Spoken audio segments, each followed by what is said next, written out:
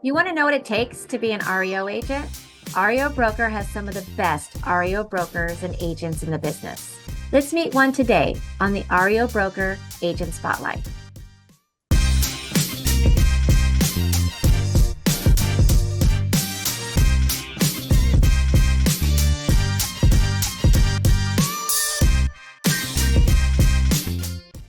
Welcome to REOBroker.com, where we celebrate the nation's leading real estate professionals serving in the default and REO space. REOBroker.com is a national professional REO organization that has supported real estate agents in the default industry for over 30 years. My name is Brandy Nelson, Executive Director of REOBroker.com, and today we're spotlighting one of the most accomplished brokers in the business, Terry Rasner, CCIM, and broker owner and co-founder of the Reno Tahoe Realty Group, LLC, based in Reno, Nevada. With more than 19 years of experience and over 1,200 closed transactions, Terry Rasner is a nationally recognized leader in the default and REO industry. She is the CEO of Capital City Investments, Inc., co-founder and broker of Reno Tahoe Realty Group, LLC, an 8A certified firm carrying the full SDB, WOSB, MBE, and DBE credential stack, and co-founder of the Dreams Foundation. Her practice runs across commercial, residential, luxury, and the full distressed property spectrum from BPO through disposition. Her credentials reflect that range: CCIM on the commercial side, CLHMS and Million Dollar Guild on the luxury side, and long-standing membership with REOBroker.com and NEDP. In 2023, she was recognized as a top listing agent in her market. She is also a 3-time author, an Amazon bestseller, and sought-after public speaker. And for asset managers, she represents something even rarer: an REO specialist who's also a certified federal contractor, born, raised, and licensed in a market she serves. Terry Rasner is not just a broker. She's a trusted partner in every client's journey toward real estate success. Welcome, Terry, to the REO Broker Agent Spotlight. How are you feeling today about the interview? Oh, I'm super excited to be here. I could not wait when I was invited. I'm excited to share my story with everyone. Thank you for having me. And before we dive in, tell us what's happening in your world. Do you have any exciting listings or recent wins you'd like to share? I do. I have a couple things that are going on. I just, with under my CCIM license, I just listed a $2 million strip mall in Fernley, Nevada, and we already have showing it this Saturday, and I'm super excited about it. It's a big one. It's a big one for us. And another quick thing I want to say about Reno Tahoe Realty Group, out of 250 companies in Reno, Nevada, we were selected for the community award for the top 3, and we'll find out at the end of April here, short or end of May, excuse me. We'll find out where we place first, second, or third. But can you guys believe that out of 250 in our community of Reno, Tahoe, Sparks area, we placed in the top 3. We're so excited.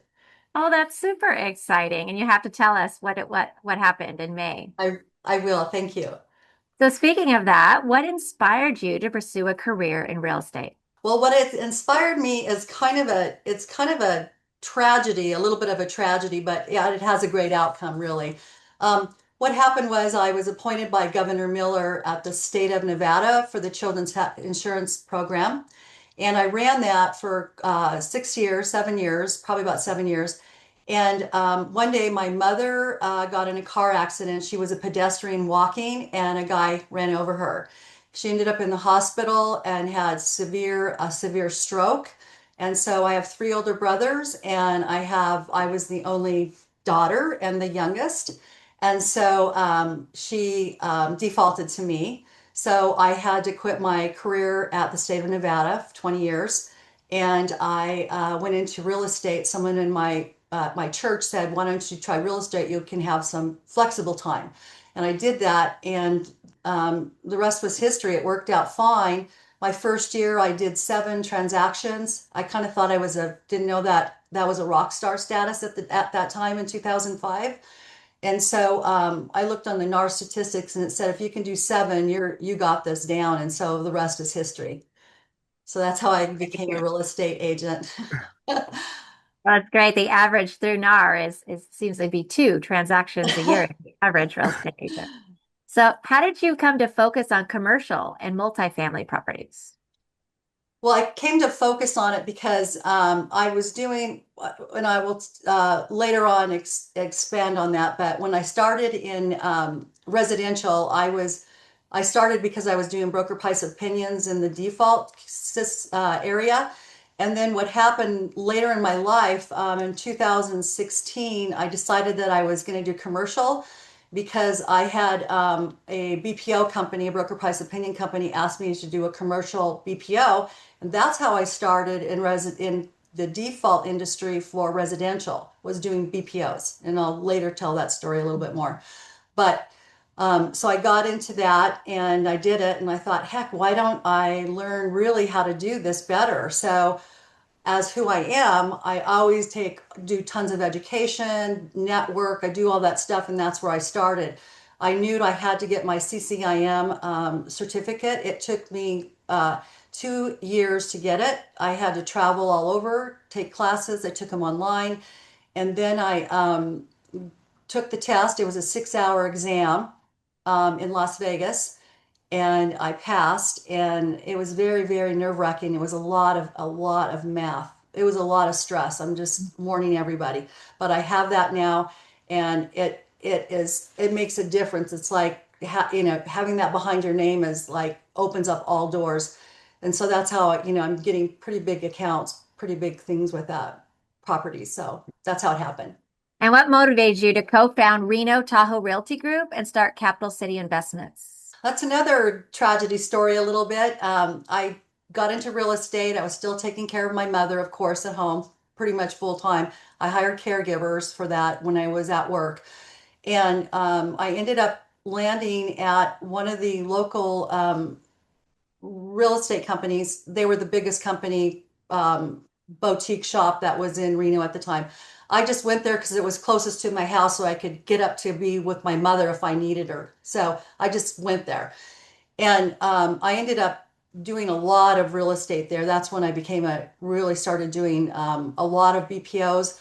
And that's really how it happened. I started out with doing short sales first, and no one understood or heard what a short sale was.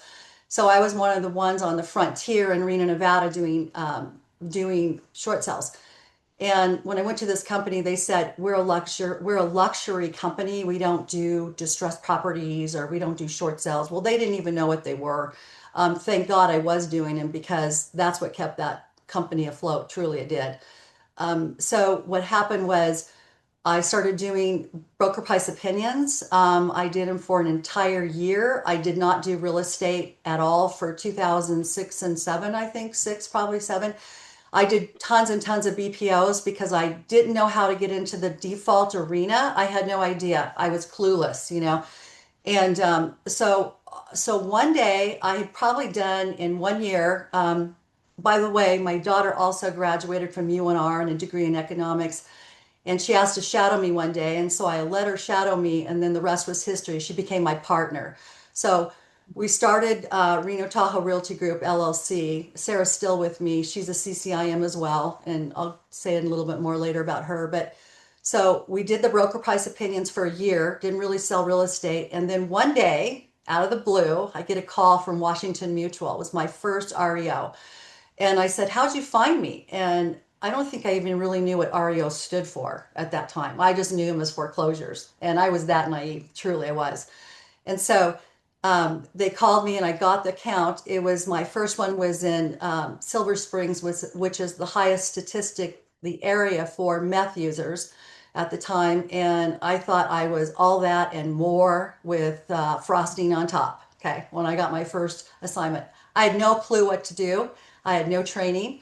I took it because I knew who I am. I'm a researcher. I'll do everything I can to figure out things, right? So I go out there. It's like 35 miles away from Reno. It's a meth mobile home, burned inside. There were, in the heaters, and there were robin nests and all. I mean, I just couldn't believe it. It was just horrifying. But it never deterred me because I just would do what I thought I needed to do, right? I had no experience or anything. So I get it. I go back and I do everything I thought to do. I kept doing everything wrong, getting in trouble with the asset manager. And so I got fired. I did sell it, but they fired me. And after I got fired, because I had no experience, there was no one to call. I didn't know what it was, didn't know how to do it. I said, that'll never, ever happen to me ever again in my life. And what I did was what should everybody should do is you be the best you can be at what you're going to do. And so I got on the internet, I researched this woman, her name was Margot Murphy. I don't know if she's still around or not. And I learned how to do an REO. She was my mentor. I paid, it was her program was expensive and I did it with CDs. That's when CDs were out. And so I did it by CDs and I learned exactly how to do one. Then I also got on the internet and I knew to join groups. I figured out what REO meant. I knew, foreclosures. I was never going to fail again. And I was relentless. I signed up for everything I could. That's how I found REO Broker. They let me in. They gave me a chance. I told them what happened. I told them the truth, what happened. And so they gave me a chance, and that's been my family in REO since then. We're like family, almost 20 years together. And so I did that. And then guess what I did? I called Washington Mutual back and I told them what I did. And I told them I was sorry. Could I please have the account back? And they gave it to me. That's an amazing story, and that's great, and that's what everyone should do. So that's an awesome story. Mhm. So speaking of all three of these entities that you're working on, what does a typical day look like for you? Stressful. We have a team. We have a great team. Anne is like been with us for 7 years. She's amazing. You guys probably see her name and stuff. She's great. And then Sarah and I, and then we have 15 agents. And I also have I carry a brokerage license. Someone you guys might want to do this if it's in your state. I carry the Terry Rasner broker license, and I carry Reno Tahoe Realty Group as a broker. So in our state, you have to be, if you're going to sell real estate, you have to have be an MLS. But those agents that don't want to be an MLS, they're kind of like referral agents. I can use them as staff, so they're licensed and they're legitimate and they don't have to be an MLS or an the RSAR National NAR as well. So I do that, and that gives me leverage in what I do. So I have systems down. I'm a systems person, and I leverage everything I possibly can do. And I'm very, very good to my staff and to our agents. We just teach them, we give them what they need, all their tools, and it's pretty exciting. But it works for us. A typical day, just that was the background. But the typical day is we are here. We're on text and emails 24/7. I'll tell you that 7 days a week. That's true. But we take turns, we do take trips, we get to do other things in our lives, but it's tough. We work hard. I'm not gonna, we work hard here. And you've worked with banks, servicers, and investors. What's the key to building long-term relationships in REO? The key to working in REO and with the banks and servicers and everything is you absolutely have to do the right thing. You have to be present. You have to, when they call you, you need to answer your phone, or they email, you need to meet those time frames and stuff. The other thing that I do that I don't know if other agents do this, but I do it, if they're looking for an agent or they ask me to take a property and I'm not licensed, I'm on the border of Nevada and California, I find the asset managers a broker. I do all the research. I call and make sure that they're vetted, and then I'll give them the name to the asset manager. I do that quite often. I have a lot of asset managers call me. So you people out there, you should always try to connect with, if you're not an REO broker and it's coming back, and if you want to be that, then you need to be friends with those REO brokers too. Trust me, because they may use you. That's how I've gotten business. REO broker is, as our team gives us, our membership gives us different, deals and stuff. So that stuff all goes on. Everyone should be your friend. You should help each other. That's really, really important. I do that for them, and I find them ancillary services. Like if they need, Terry, we need, I find them, I'll go vet locksmiths and do all that stuff and give them a couple names, and so they can choose. They love that. And I also do something, I never decline an assignment, even if it's, Mike and I talked about this the other day. I'm in a rural area. I'm in a cow count. I have cow counties all around Reno, and we'll drive 3 hours one way to take a property. We don't make a lot of commission on it because of the drive time, and when we're in those cars, there's no internet out there, so we're losing all that precious time when we're driving to these places, and they say to us, we'll give you the next. We're going to give you the next. You're going to get the next assignment. You're just so good. We just help them all the time. Thank you for those valid points. And remember, for anybody out there, agents are a great resource. So do not forget about your agents. Everyone seems to want to chase asset managers only, but it's everybody in the industry is very helpful. Absolutely. What trends are shaping the real estate market in Reno, Tahoe, especially in the REO space? So what we're seeing is, 3% vacancy rate in the apartments buildings. They're building 3-story apartments that look like cookie cutter apartments everywhere. If there's a small piece of land, the building, the counties are commissions and all their commissioners are approving these going up. No matter people are suing and filing appeals, and the contractors are winning. There's so many apartment buildings going up right now. Um, um, I feel like that's happening. Anything under 650,000 is going, but it's rare because it's so overpriced here still. And anything over $1 million is selling. And I think that's because a lot of the Californians sold their houses and they're coming here and they can pay cash. That's just what it is. The average age of a person buying a home here is in their 50s and early 60s, believe it or not. There's like I said, a massive influx of residents coming from California, and we have no state income tax. You guys know that the cost of living is really much lower here. We're also, what's kind of we're seeing here happening is it's becoming more of a cultural place, like a foodie, culinary kind of thing year round. And we have outdoor recreation all the time, skiing. I mean, we experience the 4 different seasons. So we're getting all these people coming here. So that's kind of what's happening. Um, um, and then a big thing too is, which is crazy, causing traffic problems and everything, is USA Parkway, where Amazon and all that's happening. Constant car accidents out there, but there's an influx of people coming in and they just don't have enough housing. It's just crazy. But the housing is not really affordable here yet. Speaking of the next point, is how have you seen the market evolve over the past 2 decades? Well, I've seen a lot happening with foreclosures and stuff since I've been here, since the crash happened. Um, right now, we have one of the longest lengths across all of the United States. We have the longest foreclosure timelines.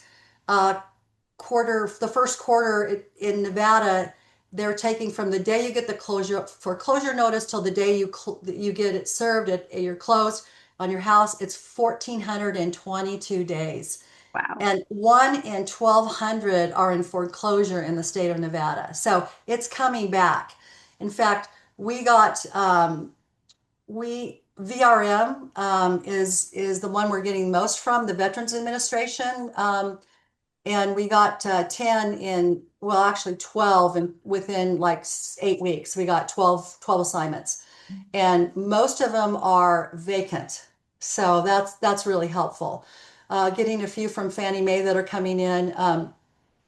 So it's usually how it starts in our area is it starts in the county, the cow counties we call them, because they're cattle ranching and all that. It starts out there and then it goes into the valleys in Reno, the North Valleys. It's a lower, most time it's like a lower income out there. Not all, but some of the areas, the pockets. And then it migrates into the main city area of Reno and stuff. So that's kind of how that happens. warehouse property on commercial is moving still because we're a point of on the map because we can go all we're a pilot, like a pivot for them to go to different states and here, so they'll drop their loads off into the warehouses and then pick them up later. That's kind of what they do here. So the prices are rising. They're not stable yet, but affordability is impossible here. Speaking of REOs and distressed properties, we go into BPOs or valuations. What advice do you have for agents to looking to improve the quality of their valuations or earn more BPO business? I think the main thing absolutely is education and joining being an REO broker and NADAP places where they're teaching you education and certifications. It's very, very important. It's also important that you attend conferences, as many as you can. That's where you're going to pick up all sorts of business. Really, and each agent to agent is so important. One thing I want to say not to do is I had an agent in Reno, Nevada. I had my whole bio on Equator verbatim. She copied my whole bio and went to all the asset management that I was at, and I saw it and I was like, "What are you doing?" I called her up and I'm like, "What are you doing? You've never even done an REO. This is a lie. Don't lie to these guys." I took one not knowing, and I almost could have lost my career the first one. So, try to be your own person, be your own, be unique, get out there, do extra work, do extra BPOs, do stuff, go further if they ask you, "Oh, that's not in my area, blah, blah, blah." If you're in MLS and you're in that area, you can do it. Okay. I think you just have to stay in the game. You'll get out of it quickly if you don't. Education is key. So, what are some of the biggest challenges you're seeing today with distressed properties, and how are you helping your clients navigate them? Well, the biggest thing I'm seeing is that the rural area assignments are very difficult because, again, I told you, it's the timing. You have to drive out there. You have to drive out there. It's a lot of work. Loss mitigation moratoriums from the COVID was finally lifted in September 30th of 2025. So they did that. HUD did that, but they haven't got them out of where they need to be, where we can start working them. We're still checking, we're doing property checks and stuff on them. Our office does a ton of BPOs. We have a person in our office on our team that just does BPOs, and he's probably doing 15 to 20 a day, and he's taken them all. They're mainly in the rural area right now. Most of the banks, again, haven't released in our areas except Veterans Administration has. That's all. That's mainly what I've seen so far. Let's talk about technology, ever evolving technology. How has technology changed the way you do business? Oh gosh. Well, it's changed a lot. We use AI a little bit, not a whole lot. We're not quite doing that yet. We used to use Broker Brain as our tracking system. Now we have to use Excel spreadsheets to check off our, "Oh, I did this. This is done," because we have a team here. We're all in the same email, and so we can see everything, who's doing what at one time. We track everything that way. And I make my agents who go out to the rural areas just when they're there to put me on Find Me so I can find them to make sure that there's no issues going on. It'll be picked up by the satellite. They have satellite on their phone, so it'll pick them up because there's no other way to communicate out there. I mean, that's how some of these places truly are. So it's what it is. So we're making it work. The technology's it's the same. Not a whole lot really has changed for us other than we're going to have a system in once. Can't use Excel spreadsheets once we start getting more business. It just can't do that. We'll have to use a Right. system.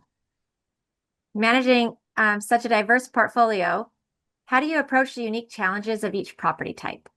Well, we have systems. I'm a systems person, and I truly believe that that's the only way you can do it. You have to have systems, and You have to use your resources the best they can. We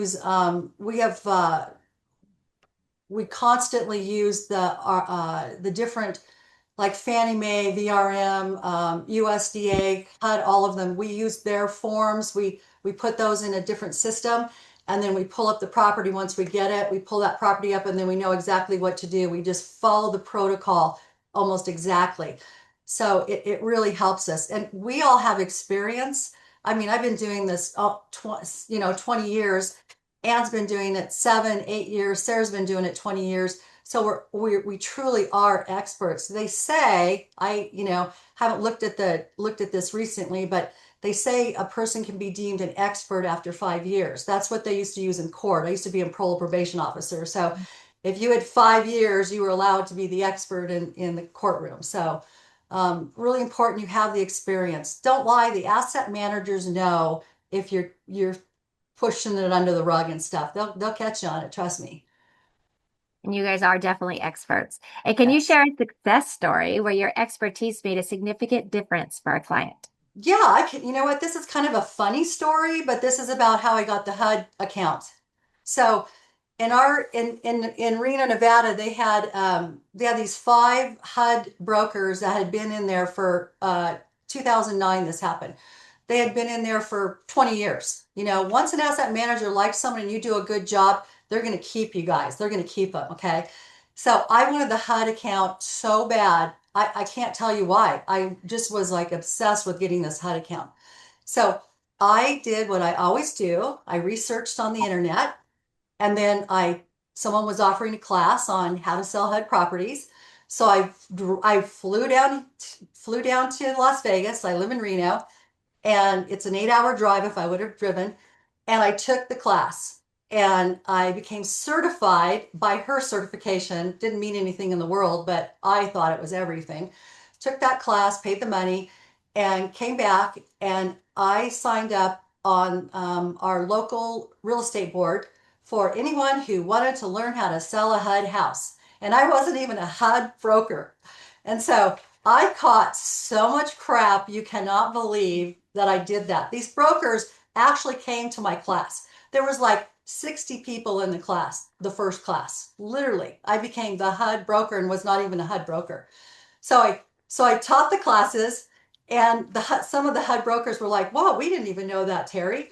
I gave out, the sheets, the PowerPoint presentation afterwards, and everything, and I became like kind of got out a little bit, but then I went a step further. At the same exact time that was going on, I I read. I'm a constant reader, business reader. I read business books like you cannot believe. I read them all the time. And I read this in our library. I had a book that was in the 80s about a woman who wanted to work for Nike. And so she decided that she was going to send a FedEx a tennis shoe to the CEO of Nike. And so she did it, and she wrote in there, "I just want to get my foot in the door." Well, guess what? She became the CEO of Nike at the time. And so I thought that was the most profound. I mean, my heart was just like beating, like I'm doing that. I'm doing that. I got to stick out because I wanted that contract, that account so bad. And so I did that. I went and bought had to buy a pair of shoes, right? So I sent one shoe in a FedEx box. I FedExed it to him, and I was like thinking all that and more. I'm going to get that account because it worked for this girl, right?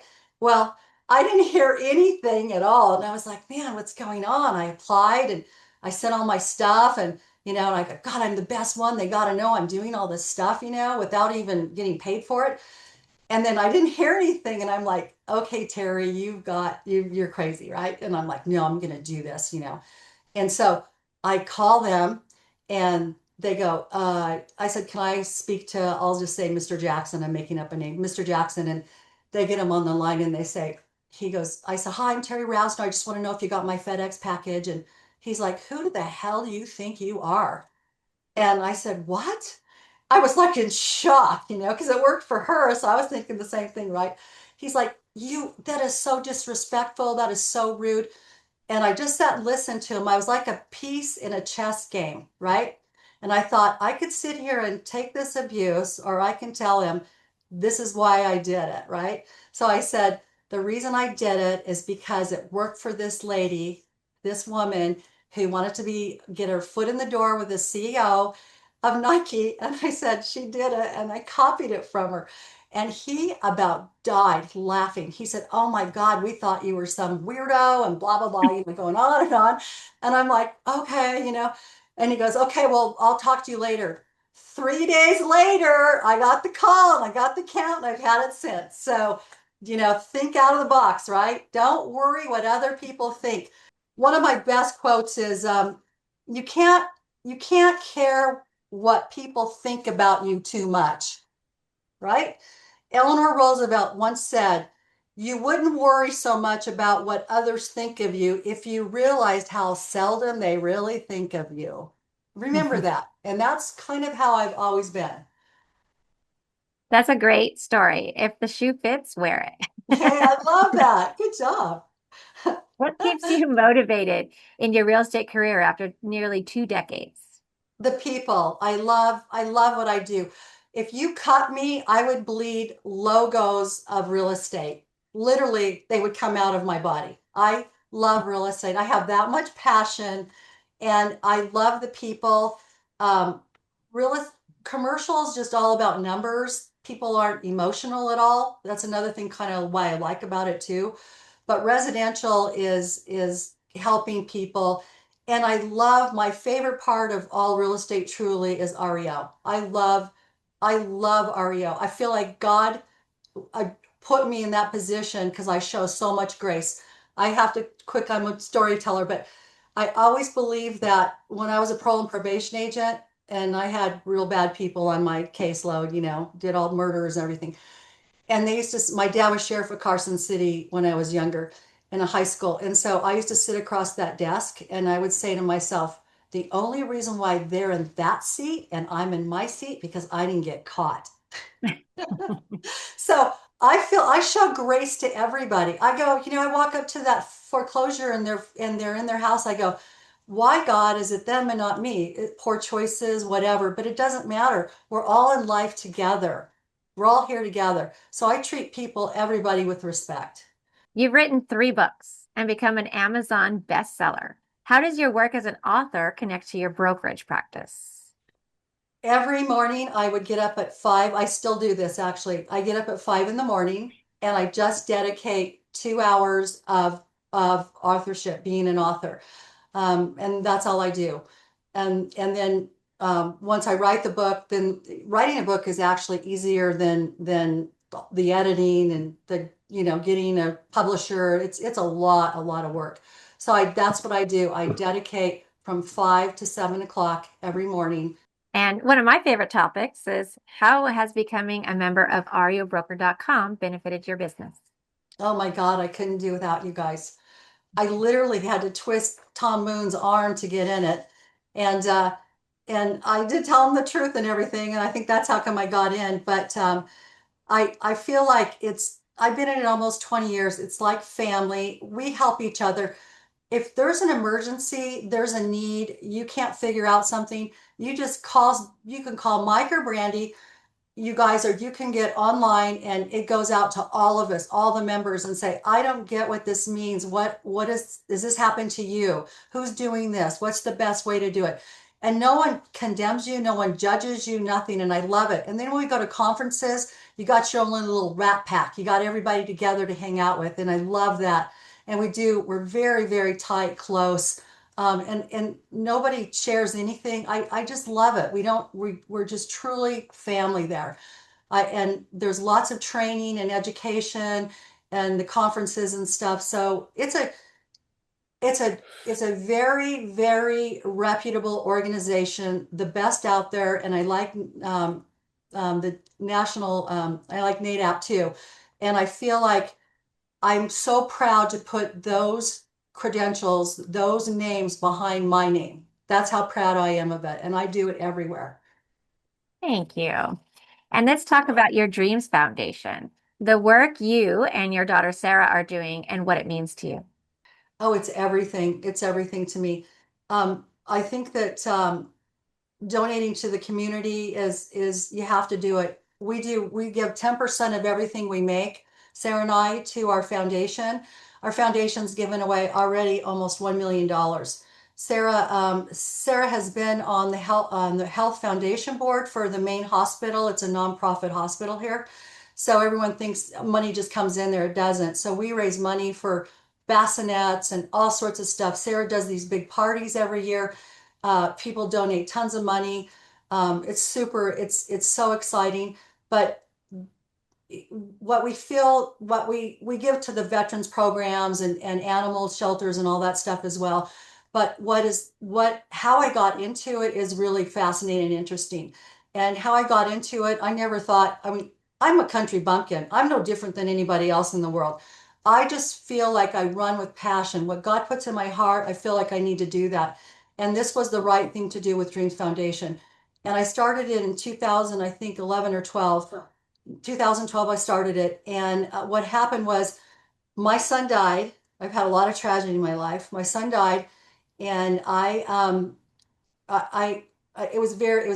it was so difficult. I can't tell you. It's probably the most difficult thing in my life, and it's my compass in my life.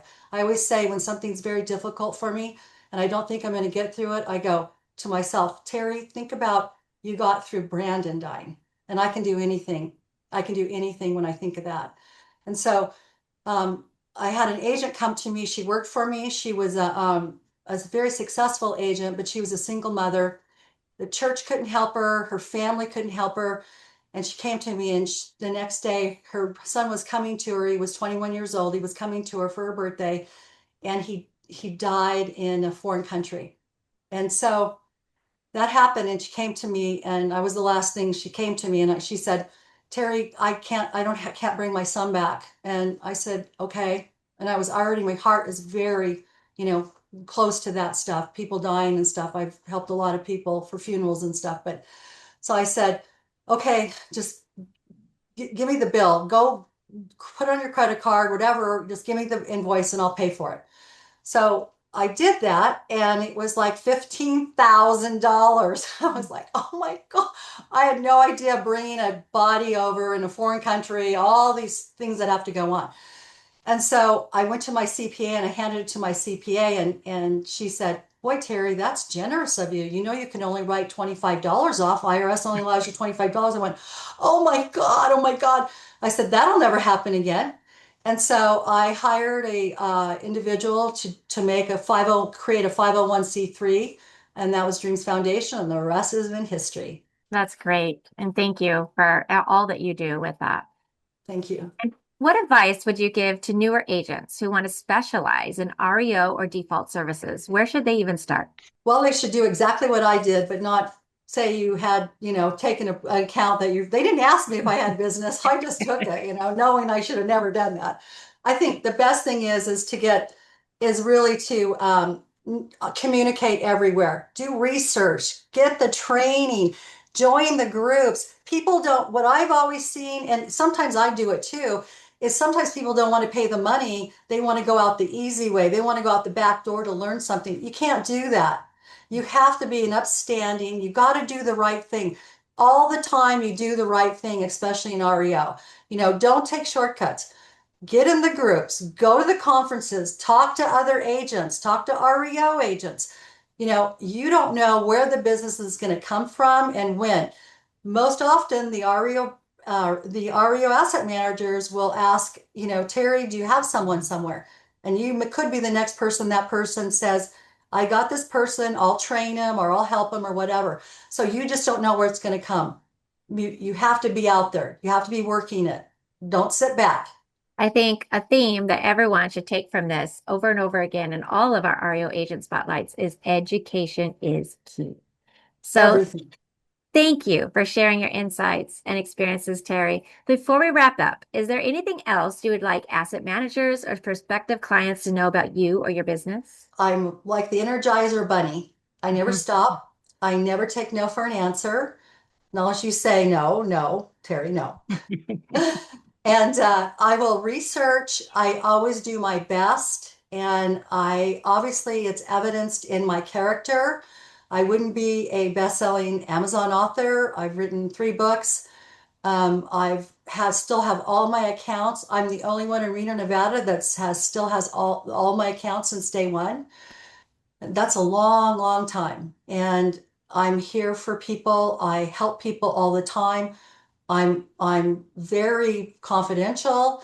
No one has to worry about Terry being rogue, other than trying to get an account. And Terry, how can anybody find your books on Amazon? What are the titles of your books? The one that I got the best-selling author from Amazon was called Performance 360 Success, the second edition.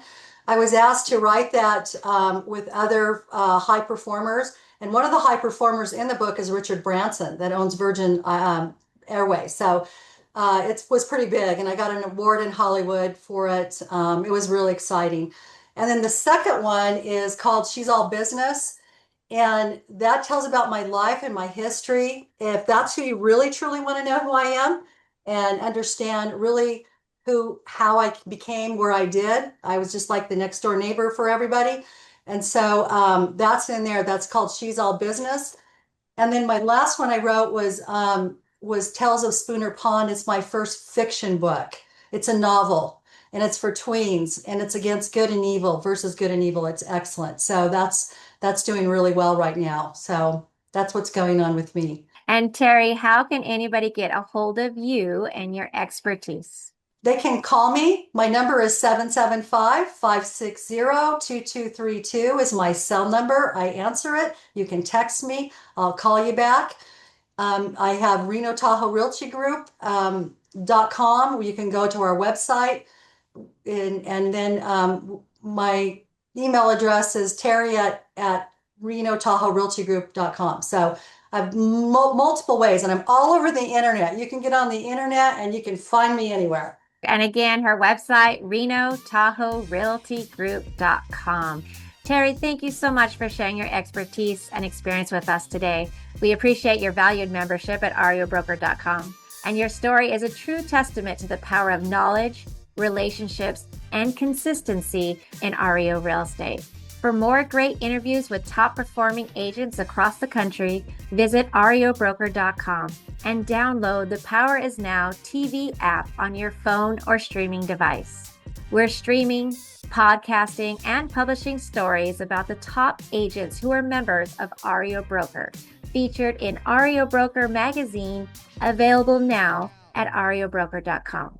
You can catch every episode of our shows on the Power Is Now TV network, streaming 24/7 on Apple TV, Roku, Amazon Fire TV. Just search for REO Broker TV and watch directly at REOBroker.com/TV. Prefer to listen on the go? Tune into REOBroker.com podcast, part of the Power Is Now podcast network, available on all major podcast platforms. And don't forget to connect with us. Follow REOBroker.com across all of our social media platforms. Subscribe to our YouTube channel for updates and join our professional community on Active Rain and Set Schedule. Stay connected, stay informed, and stay inspired with REO Broker, because we do more than sell REO. We build relationships, opportunities, and communities. Thank you for watching REO Broker Agent Spotlight, and have a great day. The Power Is Now magazines are the leading resource for real estate agents, mortgage bankers, entrepreneurs, and small home ownership businesses, providing leaders with business strategy information, resources, and tools through PIN, real estate, programming guide magazines. Stay up to the minute with real estate news and information from industry experts. Sign up today. ThePowerisNow.com. ThePowerisNow.com.